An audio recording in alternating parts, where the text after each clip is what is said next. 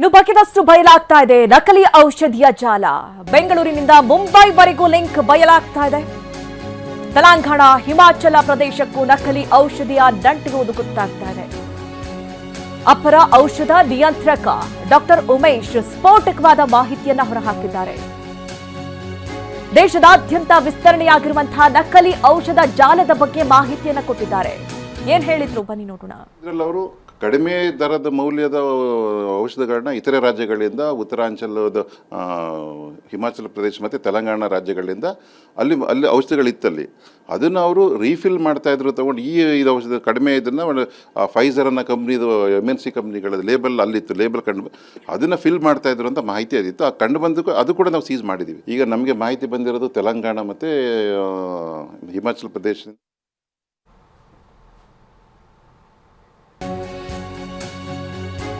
ಅಂತಾರಾಜ್ಯ ಮಟ್ಟದಲ್ಲಿ ಅಕ್ರಮ ಔಷಧ ದಂಧೆ ವಿಸ್ತರಿಸಿರುವಂತಹ ಸಾಧ್ಯತೆಗಳು ಕಂಡು ಬರ್ತಾ ಇದೆ. ಬೆಂಗಳೂರಿನಲ್ಲಿ ಅಪರ ಔಷಧ ನಿಯಂತ್ರಕ ಡಾಕ್ಟರ್ ಉಮೇಶ್ ಅವರ ಮಾಹಿತಿ. ಅಕ್ರಮ ಜಾಲದ ಬಗ್ಗೆ ಎಲ್ಲಾ ರಾಜ್ಯಗಳಿಗೂ ಮಾಹಿತಿ ನೀಡಲಾಗಿದೆ. ನಕಲಿ ಔಷಧಗಳ ಹಂಚಿಕೆ ಬಗ್ಗೆ ಮಾಹಿತಿ ಸಂಗ್ರಹಕ್ಕೆ ಸೂಚನೆಯನ್ನು ಕೊಡಲಾಗಿದೆ. ಹೋಲ್ಸೇಲ್ ಔಷಧ ಮಾರುಕಟ್ಟೆ, ಡಿಸ್ಟ್ರಿಬ್ಯೂಷನ್ ಹಬ್, ರಿಟೇಲ್ ಮೆಡಿಕಲ್ ಶಾಪ್ಗಳ ತಪಾಸಣೆ ನಡೆಸುವುದಕ್ಕೆ ಸೂಚನೆಯನ್ನ ಕೊಡಲಾಗಿದೆ. ಅಂದ್ರೆ ಆದಷ್ಟು ಕ್ರಮ ಕೈಗೊಳ್ಳಲಾಗ್ತಾ ಇದೆ ಅಂತ ಡಾಕ್ಟರ್ ಉಮೇಶ್ ಹೇಳಿದ್ದಾರೆ. ನಮ್ಮ ಪ್ರತಿನಿಧಿ ಡಾಕ್ಟರ್ ಉಮೇಶ್ ಅವರೊಟ್ಟಿಗೆ ಮಾತನಾಡಿದ್ದಾರೆ, ಬನ್ನಿ ನೋಡೋಣ.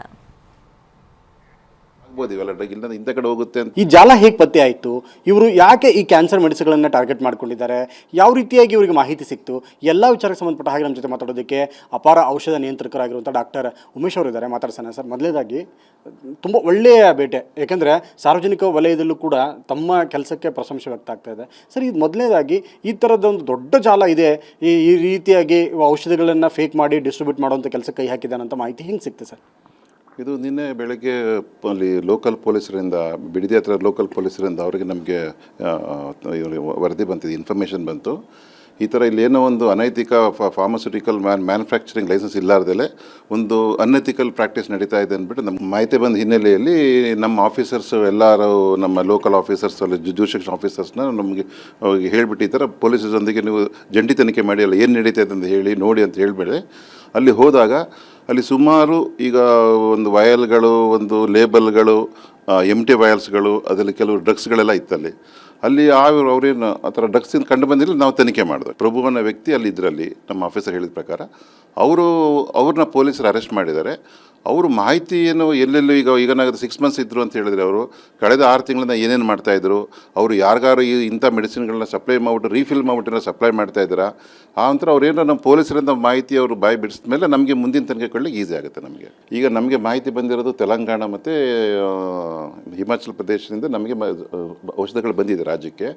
ಆ ರಾಜ್ಯದ ಆರೋಗ್ಯ ಮಂತ್ರಿಗಳ ಜೊತೆ ಡಿಸ್ಕಸ್ ಮಾಡಿಬಿಟ್ಟು, ಅಲ್ಲಿದು ಸ್ಟೇಟ್ ಲೈಸೆನ್ಸಿಂಗ್ ಅಥಾರಿಟಿ ಜೊತೆ ಡಿಸ್ಕಸ್ ಮಾಡಿಬಿಟ್ಟು, ಅಲ್ಲಿದು ಈ ಥರ ನಿಮ್ಮ ರಾಜ್ಯದಿಂದ ಇಲ್ಲಿಗೆ ಔಷಧಗಳು ಬಂದಿದೆ, ಆ ನಿಟ್ಟಿನಲ್ಲಿ ನೀವು ಅಲ್ಲಿದು ಮ್ಯಾನುಫ್ಯಾಕ್ಚರಿಂಗ್ ಯೂನಿಟ್ಗೆ ವಿಸಿಟ್ ಮಾಡಿ ತನಿಖೆ ಮಾಡಿ ಕ್ರಮ ತೆಗೆದುಕೊಳ್ಳಿ ಅಂತ ಮಾನ್ಯ ಆರೋಗ್ಯ ಮಂತ್ರಿ ಹೇಳಿದ್ದಾರೆ.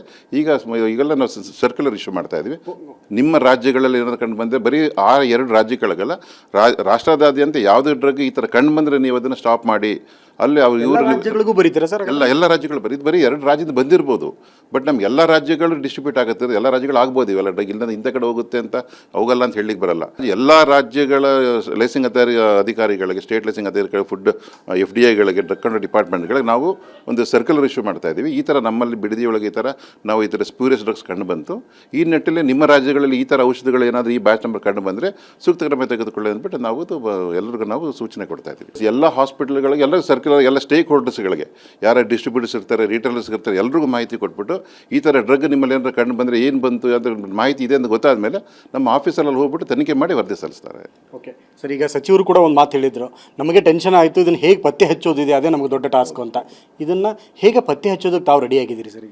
ಈಗ ಹೇಳ್ದಂಗೆ ಈಗ ನಮ್ಮದು ನಮಗೆ ಪತ್ತೆ ಹಚ್ಚಕ್ಕೆ ಮೂಲ ಕಾರಣ ನಮಗೆ ಈಗ ಪೊಲೀಸರ ವಶದಲ್ಲಿರೋ ವ್ಯಕ್ತಿಗಳು, ಅವರು ನಮಗೆ ಮಾಹಿತಿ ಕೊಟ್ಟರೆ ನಮ್ಗೆ ಇನ್ನೂ ಈಸಿ ಆಗುತ್ತೆ ತನಿಖೆ. ಇಂಥ ಕಡೆ ಇಂಥ ಕಡೆ ಸಪ್ಲೈ ಮಾಡಿದ್ದು ನಾವು ಅಂತ ಹೇಳಿದ್ರೆ ಈಸಿ ಆಗುತ್ತೆ.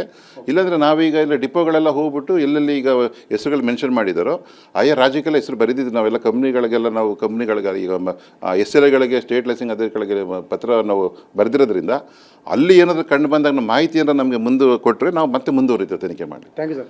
ಇದು ಡಾಕ್ಟರ್ ಉಮೇಶ್ ಅವರ ಮಾತುಗಳು. ಕ್ಯಾಮರಾಮನ್ ವಾಲಿ ಜೊತೆ ವಿನಯ್ ಕುಮಾರ್ ಕಾಶ್ಮನ್ ಅವರು TV9 ಬೆಂಗಳೂರು.